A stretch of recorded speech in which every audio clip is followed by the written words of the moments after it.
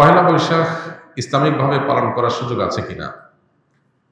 বছরের প্রথম দিন, প্রথম প্রহর, এটাকে বিশেষভাবে উদযাপন,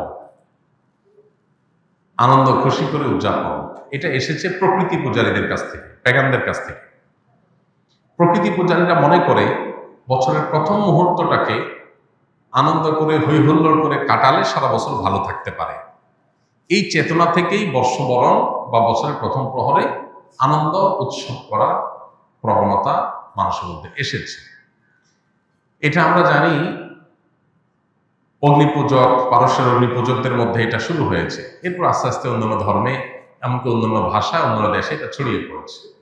অতএব এই যে বছরের প্রথম প্রহরকে হৈহুল্লোড় করে ভালো খেয়ে আনন্দ উৎসব করে কাটাবার যে একটা কালচার, এটা অবৈজ্ঞানিক, অযৌক্তিক এবং শরিয়া পরিপন্থী।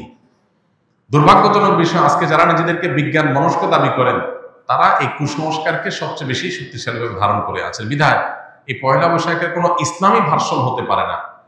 এটা হলো যারা পয়লা বৈশাখের এই বস্তা পচা সস্তা কালচার, যেটা আমাদের দেশে এতদিন হিন্দুত্ববাদকে চাপিয়ে দেওয়ার একটা ষড়যন্ত্র ছিল, একটা ঢাল ছিল, সেটা যখন মানুষ বুঝে গেছে, জনগণ এটাকে প্রত্যাখ্যান করেছে, এটাকে নতুন করে গেলাবার জন্য এটাকে ইসলামী প্রলেপ দেওয়ার চেষ্টা করা হচ্ছে এবং এটার জন্য লাখ লাখ টাকার বাজেট দেওয়া হচ্ছে। যারা সামান্য টাকার বিনিময়ে নিজেদেরকে বিক্রি করে দিচ্ছে এবং বিদগ্ধ আলেমদের পরামর্শ ছাড়া, গাইডলাইন ছাড়া যারা তথাকথিত ইসলামিক উপায়ে এটাকে উদযাপন করার চেষ্টা করছে, তারা স্পষ্ট বিভ্রান্তিতে আছে। আল্লাহ তাআলা তাদেরকে হেদায়েত দান করুন।